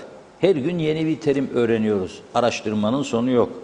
Öğrendikçe de sizlerle paylaşmaya çalışıyoruz. Bromat çok önemli. Tabii Türkiye'den de çok sayıda su gelir. Bazıları gerçekten çok iyi. Mesela bir küçük 35 sisi, 50 sisi bir küçük su içtiğinizde eğer tuvalete çıkma ihtiyacı hissediyorsanız su tesirini göstermiştir vücuda. pH falan diye bir meseleler var. Kimisi diyor bizim 8'dir diyor, kimisi diyor 7,5'tur, kimisi 6,5. Bir metal aletçik var. İsterseniz alırsınız o aletçiyi, suyu dökersiniz bardağa, içine bırakırsınız. Çektiğinizde size pH değerini gösterir. Biz birkaç deneme yaptık Sezgin Madencioğlu'yla. Çünkü matbaada da gerekli. Düşünebilir misiniz? Baskı makinasının hayati meselelerinden biri sudur. Susuz çalışmaz. Ama içilebilir kalitede su istermiş baskı makineleri. Bu ne teknoloji yarattı ya bu adamlar dünyada. O bile kaliteli su istiyor. Ölçtük mesela üstünde yazıyor 5,5. Bizim dereceler çıktı 3,5 veya 3. Baktık 7,5 yazıyor 4,5 çıkıyor. Dedim nasıl olur bu dedim. Olur abi dedi. Evet Funda Hanım. Evet. Geçelim mi mesajlara? Geçelim lütfen. Geçelim. Evet, Cuma Meşe'de kaldık galiba. Hayırlı yayınlar diledi. Mehmet İnancı da diyor ki anlayana sivrisinek saz, anlamayana da huzuruna az denmiş. Bu zat at gözlüklerini çıkarsın da gözlerine mercek taksın, dünyayı daha iyi görecek. Eminim Sayın Akar. İbrahim Erçen Londra'dan selamlarını yolladı. Diyor ki 10 adet koyun versen 9'unu kaybedecek. Yok diyor bunları ülke yönetecek. Evet, bakıyorum. Ali Sevil Güvercin de hayırlı yayınlar demiş Erdal Yarkın'da. Gaye Kök, hükümettekiler yapılacak bina için her gün sırayla onlarca açıklama yapıyor. Yıllardır çöken sağlık sistemi hakkında ne yeni hastane, ne Güzelyurt Hastanesi, ne Girne, alıp da aldıkları gibi duran hastane Lefkoşa'da yanan bölüme gelince tek söz yok ama. Belgin Rıfat, bugün TV'de izledim. Türkiye'deki külliyenin masrafı ayda 10 milyonmuş. Bizde yapılacak külliye daha küçük ve az personelle olsa bile minimum harcaması ayda 3 milyon. Bunun içinde personel maaşları yok. Kuzey Kıbrıs böyle bir harcamayı nasıl ödeyecek? Bu kadar zengin mi? Sayın Tatar'ın Amerika ziyareti 300 bin dolara mal olmuş. Biz bu kadar zengin bir ülke miyiz? Allah aşkına Mekke'de dilenip Medine'de sadaka verirler. Resmen bu böyle. Her ay bankalardan borçlanma yapılıyor. Ne gerek var? Personel azaltımına gitmeleri gerekir. Maaşların güncellenmesi gerekiyor. Özellikle müdür müsteşar ordusunun azaltılması gerekir. Kıbrıs Türk'ü Türkiye kapısında dilenen dilenci konumunda olmamalı. Ben bu durumdan utanç duyuyorum demiş. Yeter artık. Ethem Durak, bu ülkenin geri kalmasının tek sebebi bana göre siyasetin ilme karıştığı içindir. Vekil seçilen kim olursa olsun bilir kişi hem de her konuyu bilen biri oluveriyor. Bakanlar da istediklerini yapıyor. Devletin belini baltalıyorlar yazmış. Engin Sedat Tözün, çıkar için gün geldiğinde İngiliz, gün geldiğinde Türk, gün geldiğinde Rum olacak çok insan var bu memlekette maalesef. Oytun Andaş, Federe Türk Devleti'ni yok saymak, başta Anadolu'yu ve Avrupa'yı yok saymak demektir. Hatırlatırım, Federe Türk Devleti Avrupa Birliği tarafından koruma altına alınan ilk Anadolu Türkleridir. Necdet Mavi Gözlü, Kuzey Kıbrıs Birleşik Afrika Pakistan Cumhuriyeti'nden bize iyi yayınlar diledi. Evet, yeni ismi yerleşke. Nasıl isim? Bunlar gerçekten anlamıyorum. Arapça mı, Latince mi? Neyse diyor, düne kadar külliyeydi, bugün oldu yerleşke. İçine mültecileri mi koyacaklar sanki? Mülteci kampı ismi gibi yerleşke. Daha neler göreceğiz, neler duyacağız. Bu sahte KKTC'de inşallah bitirmeye kısmet olmaz diyor. Biterse Afrika Cumhurbaşkanı'na kısmet olacak zaten. bu gidişle demiş. Yanına da Pakistanlı bakanlar için bir yerleşke yapsınlar. Ayranımız yok diyor. İçmeye atla gidiyoruz Çeşme'ye. Belgin Rıfat, bir de merak ediyorum, bu nasıl bir düzen ya da nasıl yönetim? Bir başbakan açıklamasını Face'ten yapar. Döner ilk like kendi kendine atar. Ondan sonra Likes'ta bir Türkmen krizi ve sonrasında benim eleştiri metnim var. Birazından bahsetmek istiyorum. Sizin yayınında olmadığınız günlerde Alsancak'ta 55 yaşlarında bir hanım rahatsızlandı. Girne'de yer yokmuş Lefkoşa'ya. Orada yer yokmuş, Mosa'ya gönderildi. 4 saatlik ambulans yolculuğundan sonra müşahede odasında 15 dakika sonra vefat etti. Bilmiyorum diyor ne operasyonu, ama Sayın Başbakan Türkiye'yi tercih etti. Öncesinde başka bakanlar da tedavi için Türkiye'yi tercih ediyor. Bu sade vatandaşın suçu neydi? Neden ülkenin sağlık kuruluşlarını düzeltmiyorlar? Neden bu vatandaşın en azından üniversite hastanesine yönlendirmediler? Neden? Hatice Yorgozlu, ben şu anda yerleşke öncelik değil, mutlaka çok güzel olacak ama çok daha önemli konular var. Yollar, ışıklandırma, hastane, hepsini söyledi. Yanlış bir karar diyor. Gece araba kullanmak kabus oldu, kazasız gün yok. 5 gündür yatıyorum, korona oldum, geçmiş olsun. Koronada da çok fazla artış var. Kimle konuşsam ailesinde en az bir hasta var. Hastalığı ciddiye alın diyor. Ağır geçiriyorum. 3 de aşım var. Çok öksürük var demiş. Evet, bakıyorum. Oytun Andaş, Avrupa Birliği biz Federe Anadolu Kıbrıs Türklerine Kıbrıslı Anadolu Türklerin Avrupa'ya ihtiyacı var. Ötelemek, önlemektedir gerçeği ve olacağı değiştirmez dedi. Son birkaç mesaj var. Belgin Rıfat, sağlık sistemimiz çoktu, çöktürdüler. Acil servisler donanımlı hale getirilmeli 7/24. Vatandaşın da yaşama hakkı var diyor. Sizin dişiniz, işiniz, gücünüz ya da estetiğiniz önemli de vatandaşın sağlığı önemsiz mi demiş. Ekrem Güneş, şimdi yetiştim programa, fark ettim diyor, kravat yok. Zafer Akbaş, Rum radyo kanalları Türk tarafında radyo kanallarından daha iyi çekiyor. Bu utanç da BRT'ye yeter dedi. Yavuz Yıldırım, evet, taşınmaz mal, Avrupa İnsan Hakları Mahkemesi'nin taşınmaz mal komisyonu nerededir diyor. Varlığını tekrardan teyit etmişken nerededir diyor. Sayın Maliye Bakanı 6 yıldır tazminat ödemeleri durmuş vaziyettedir dedi. Son mesaj, İsmet Ezel, enginar bölgelerinde kanser yüksek mi demiş. İlker Çetin, evet, yorulmadan, usanmadan Girne Limanı'ndaki rezaleti paylaşın. Her gün oraya muhabir gönderin diyor. O rezaleti yayınlayın diyor. Çıkan kavgaları halkımıza gösterin demiş. Yavuz Yıldırım, evet, Taşınmaz Mal Komisyonu Başkanı nerede? Kaynak yaratmak için ne gibi bir girişimde bulunuyorlar? Bu kadar hayati bir meselenin görmezden gelinmesi bize yolsu olarak döneceğini unutmayınız demiş. Evet, son mesaj Özgün Olguner. Hem meydan okuyorsunuz hem de talebinize cevap verenlerin mesajını okumuyorsunuz. Ben düşmanınız değilim, korkmayın, okuyun demiş. Ama inanın mesajınızı görmedim. Yani olsa söylüyorum, arada yoğunluktan gidebiliyor. Maksimum burada görebildiğimiz mesaj sayısı belli. Yeni mesajlar geldikçe eskiler gidiyor. Tekrar gönderirseniz tabii ki okuruz. Evet, buyurun Reşat Bey. Tamamladık. Evet, küfür olmadıktan sonra her türlü mesaj okunur. Mesela bir izleyicimiz dedi kravat yok. Ben zaten kaç zamandır kravat takmıyorum.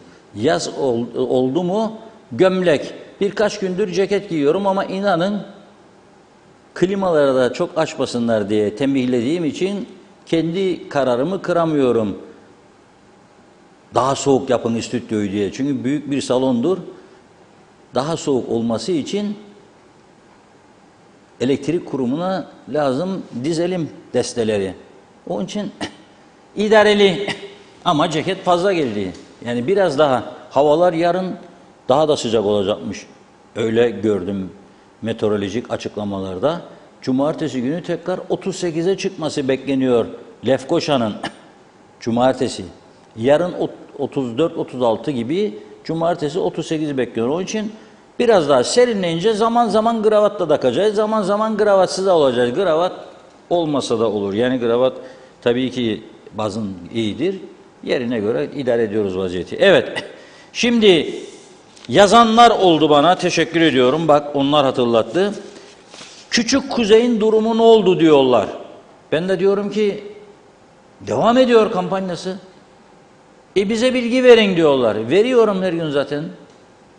Babası Gürdal Selengüçlü adına Ziraat Bankası'nın tüm şubelerinde hesap vardır. Oraya yatırılabilir.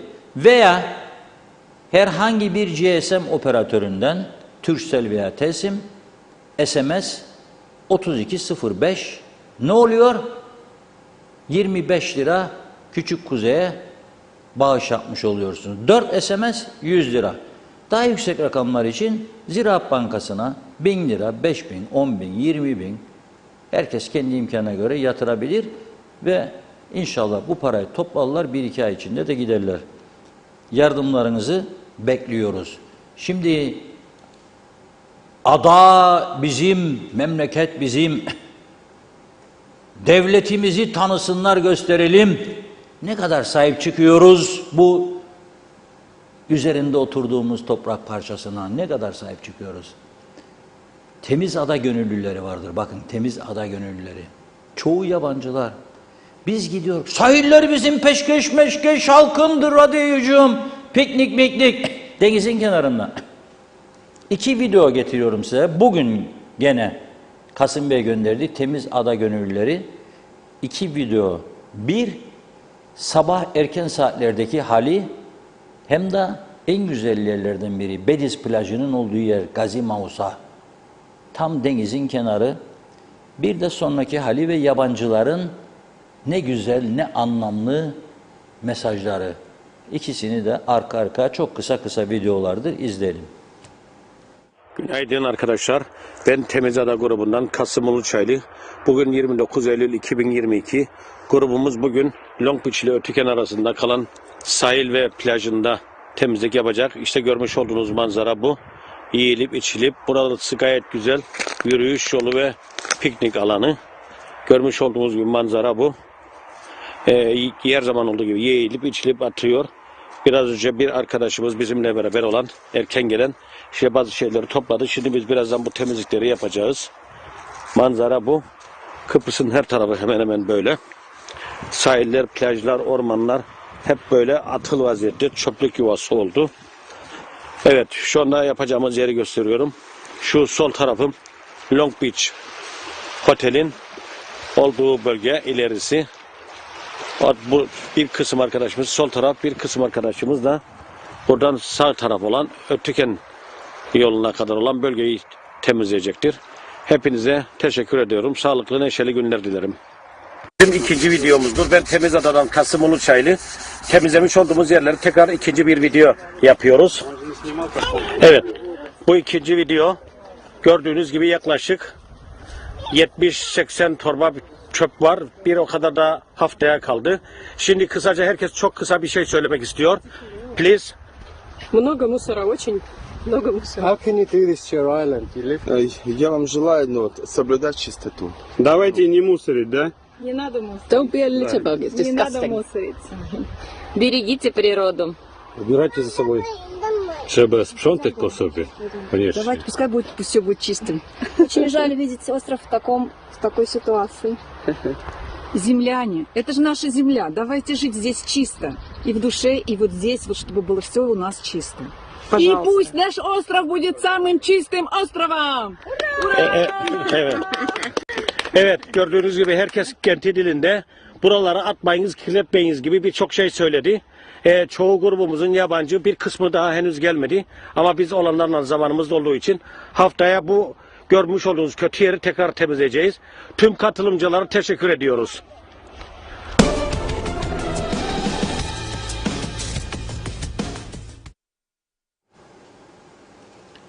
Evet, işte bu topraklardaki varlığımızın nişanesi, egemenliğimizin göstergesi burada.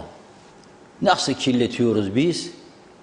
Hiç düşünmeden ne egemenliği ne varlığımızı yiyip içip atıyoruz.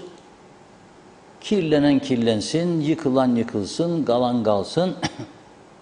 Ondan sonra da yabancılar memleketi ele geçirdi istemek, topraksız kalacak Filistin gibi. Dua edin de onlar vardı da sizin kirlettiklerinizi temizlerler. Neden böyle oldu bu ülke? Çünkü bostanda bekçi yok. Nasıl olur bu? Bostanda bekçi yok. Bekçi olmayınca karga yer.